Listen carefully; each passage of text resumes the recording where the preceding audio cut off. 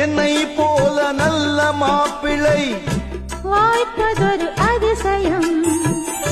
என்னை நீயும் ஏற்றுக்கொண்டது பாவையன் பாக்கியம். நெடு நாட்கள் ஏங்கும் ஏக்கந்தான் இந்நாள் இங்கு தீர்ந்தது.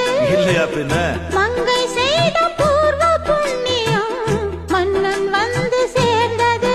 ஓச்சுடா உன்னை பார்த்து நான் சொக்கி போகிறேன்.